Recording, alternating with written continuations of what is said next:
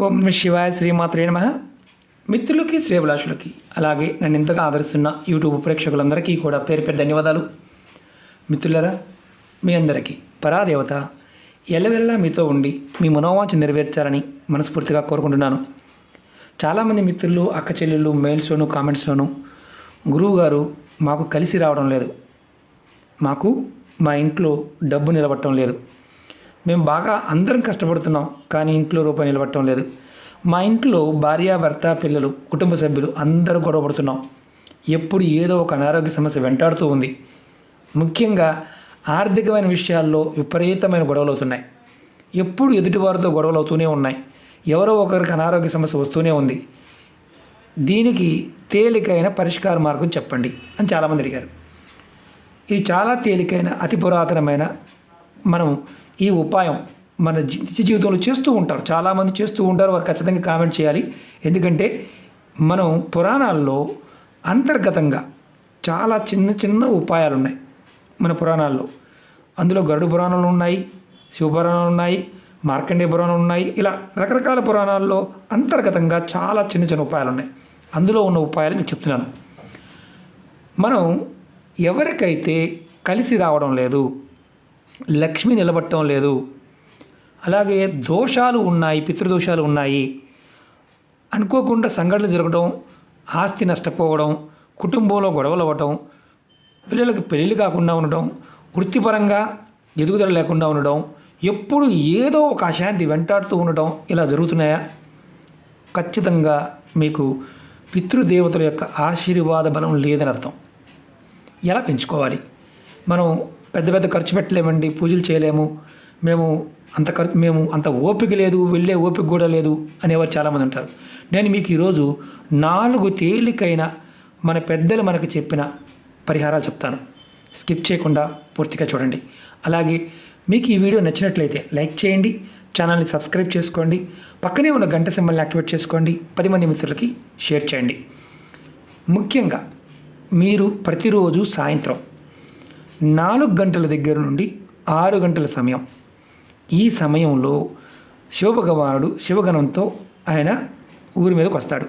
అంటే ఆయన భూప్రదక్షిణ చేస్తాడు. ఆ సమయంలో మీ ఇంటి గుమ్మం ముందు చెప్పులు కానీ, పనికి మాలిన వస్తువులు కానీ, డస్ట్బిన్లు కానీ ఉండకూడదు, మొట్టమొదటిది. అలాగే మీరు సాయం సమయంలో 6 దగ్గర నుండి రాత్రి 9 వరకు లక్ష్మీదేవి, అలక్ష్మి అంటే ఇద్దరు కూడా ప్రదక్షిణకు వస్తారు. ఎవరి గుమ్మం ముందు చెత్తా చెదారం ఉంటుందో, చెప్పులు విడిచి ఉంటాయో, ఎవరి గుమ్మం ముందు ఇలాంటివన్నీ ఉంటాయో వారికి ఇంట్లోకి అలక్ష్మి వస్తుంది, లక్ష్మి రాదు. ఎప్పుడు గుమ్మం శుభ్రంగా ఉండాలి. దానికి ఎలా చేయాలి? గుమ్మం అనేది ఎప్పుడు శుభ్రంగా ఉండాలి. మన ఆచార వ్యవహారాల్లో చాలా ప్రాముఖ్యత ఉంటుంది. గుమ్మం లక్ష్మీ సమానంగా మనం చూస్తూ ఉంటాం. సాయం సమయంలో గుమ్మం మీద కూర్చొని మాట్లాడటం కానీ, గుమ్మం మీద కూర్చొని ఏదైనా తినటం కానీ సంధి సమయంలో చేస్తే ఆ చేసేవారు, ఆ కుటుంబం జీవితకాలంలో వృద్ధిలోకి రాదు. ఎప్పుడు ఏదో ఒక సమస్య వెంటాడుతూనే ఉంటుంది. అది గుర్తుంచుకోండి. ఇప్పుడు మనం ఏం చేయాలి? ఎలా చేస్తే ఈ సమస్య నుంచి బయటపడతాం? ఒక నియమంగా ఇన్ని చెప్పబోయే వాటిని ప్రయత్నించండి. ఒకవేళ మీరు జీవితంలో వీటిని ఆచరిస్తూ ఉంటే ఖచ్చితంగా కామెంట్ చేయండి. పూర్వం రోజుల్లో సాయం సమయంలో మన ఇంటి వాకిలి ముందు కల్లాపు చల్లేవారు. ఇప్పుడు కల్లాపు చల్లడానికంటే అంత కాంక్రీట్ జంగల్ కాబట్టి అవ్వదు. అలాంటప్పుడు ఏం చేయాలో చెప్తాను. ఎవరైనా సరే సాయం సమయంలో మీరు మట్టి కుండలో నీరు, మీ ఇంట్లో కంపల్సరీగా ఏది ఉన్నా లేకపోయినా ఒక చిన్న మట్టి కుండని పెట్టుకోండి. దాంట్లో నీరు పట్టుకొని మీ కిచెన్లో పెట్టుకోండి. ఉదయం పట్టుకోండి. సాయంత్రం మీరు ఊడ్చిన తర్వాత ఆ మట్టి కుండలో ఉన్న నీరుని కల్లాపు చల్లండి. అక్కడ చిలకరించండి. అపార్ట్మెంట్లో ఉన్న కొద్దిగా నీటిని చిలకరించండి. తర్వాత అంటే శుభ్రం చేసిన తర్వాత చక్కగా ముగ్గు వేయండి. సాయం సమయంలో మీకు వీలైతే మట్టి ప్రమిదల్లో మీరు చక్కగా ఆవు నెయ్యి వేసి లేదా కొబ్బరి నూనె వేసి దీపం పెట్టండి గుమ్మం దగ్గరలో. అంటే బయట పక్కన, లోపల పక్కన కాదు, బయట పక్కన. సాయంత్రం 6 నుంచి 9 గంటల మధ్యలో పూర్వకాలంలో గోడలకి గూళ్ళు ఉండే, దాంట్లో దీపాలు పెట్టేవారు. ఇది చేసేవారు ఎవరన్నా ఉంటే కనుక ఖచ్చితంగా కామెంట్ చేయండి. అలాగే కల్లాపు చల్లి ముగ్గు పెట్టేవారు ఉంటే ఖచ్చితంగా కామెంట్ చేయండి. ఇంటిలో మట్టి కుండ ఎందుకు ఉండాలి అంటే మనకి పూర్వం రోజుల్లో రాత్రి సమయంలో అంటే సాయంత్రం దాటిన తర్వాత పితృదేవతలు ఆహారం కోసం మన ఇంటికి వస్తారు. ఎవరి ఇంటి ముందైతే మట్టి కుండలో నీళ్లతో కల్లాపు చల్లి ముగ్గు ఉంటుందో వారు తృప్తి చెందుతారు. ఆ కుటుంబానికి ఆశీర్వాదం ఉంటుంది, వారికి కలిసి వస్తుంది. అలాగే మట్టి కుండలో నీరు ఎందుకు ఇంట్లో ఉండాలి అంటే రాత్రి సమయంలో పితృదేవతలు వస్తారు. మనకు పూర్వం రోజు చెప్పేవారు, ఎక్కడ ఎవరింట్లో అయినా సరే మట్టి కుండల్లో కానీ నీరు పోసి ఉంచేవారు, వాటిని కల్లాపు చల్లేవారు. ఆవు పేడతో కానీ మామూలు పేడతో కానీ కల్లాపు చల్లేవారు. ఇప్పుడు ఆ అవకాశం లేదు కాబట్టి ఒక చిన్న కుండ తెచ్చుకోండి, మట్టి కుండ తెచ్చుకోండి, దాంట్లో నీరు ఉదయం పట్టుకోండి, పక్కన పెట్టండి. సాయంత్రం సమయంలో చక్కగా ఊడ్చి అక్కడ నీళ్లు చల్లి ముగ్గు వేయండి, చాక్పీస్తన్నా ముగ్గు వేయండి, మీకు వీలైతే దీపం పెట్టండి.